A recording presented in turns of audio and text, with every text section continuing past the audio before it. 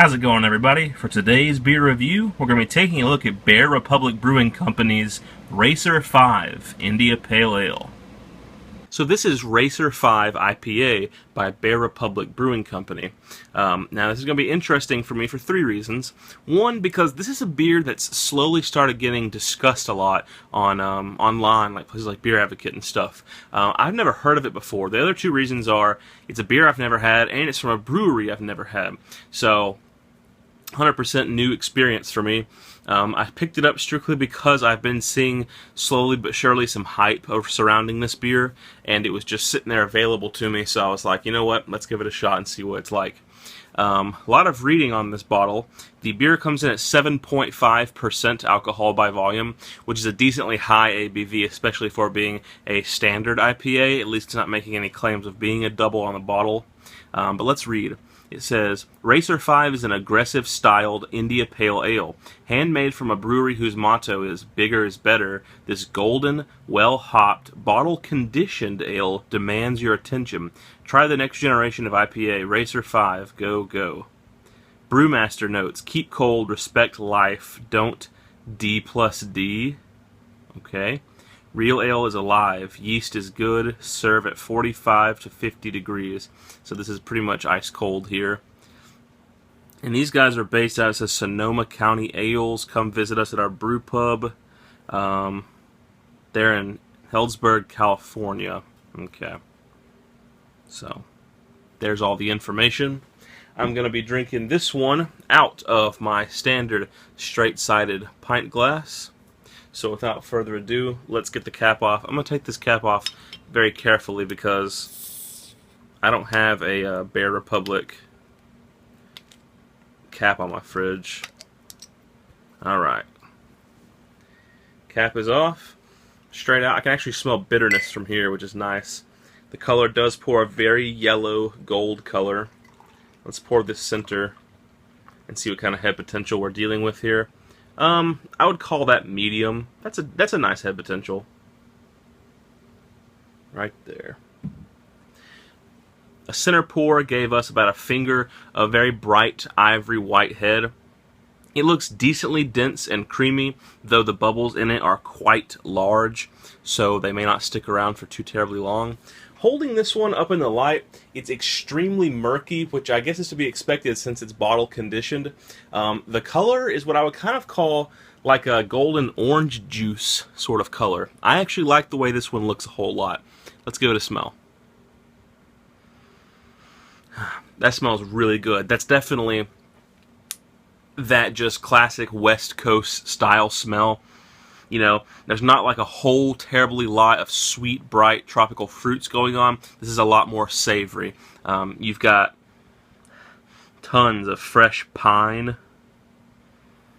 little bit of lemon, kind of like a earthiness and like a rainwater sort of thing going on.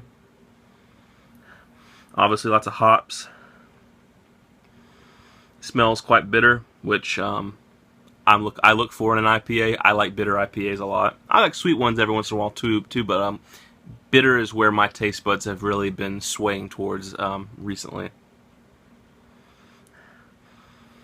That's really good. So you got like kind of like this bitter lemon zest thing going on. You got your hops, you've got your pine, earthiness, and kind of this rainwater sort of earthiness to it. It smells really fantastic. Let's give it a taste.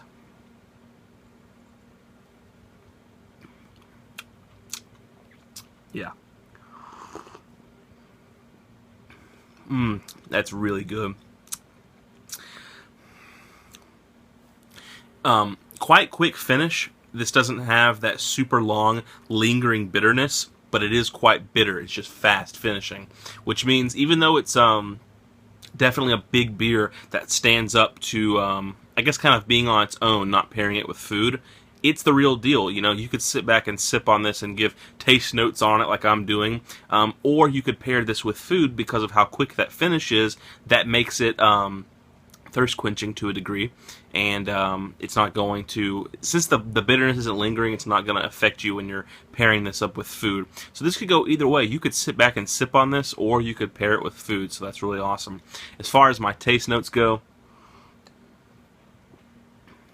Very neutral to slightly sweet.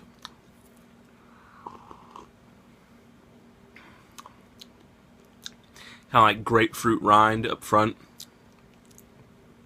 That fades into your more savory, kind of hoppy bitterness. That's where the pine comes in. Very piney. And there's just a slight oily creaminess to it, which is really nice. It goes down, physically or texture-wise, very smooth and easy, which once again adds to the drinkability of this beer. I would call it, because of its characteristics, decently sessionable beer. Even though the ABV is definitely high up there for a session beer, I could throw a few of these back, and I'd be happy to do it. There's not a huge amount of development. It all kind of comes in at once. It's really a two-parter, lightly sweet grapefruit rind up front, and then it all just kind of melds into like pine, bitterness, hops, that earthiness, and it's complemented by a slightly oily and creamy mouthfeel, which helps it go down smooth, and it kind of has that property of water, like it's very thirst quenching. So I'm digging it. I can see why people are giving it attention. It deserves it. It's really good. I think it's probably underrated, and it has very high marks on Beer Advocate. So as far as my ratings go, in the style, I'm going to give this like a 98.5 out of 100, because this is a really damn fine example of a standard IPA. I wish more IPAs could be this way.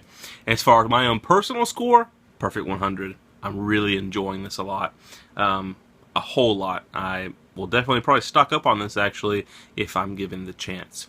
That has been my review of Bear Republic Racer 5 India Pale Ale. Hope you guys enjoyed my beer review as always, and stay tuned for the next one.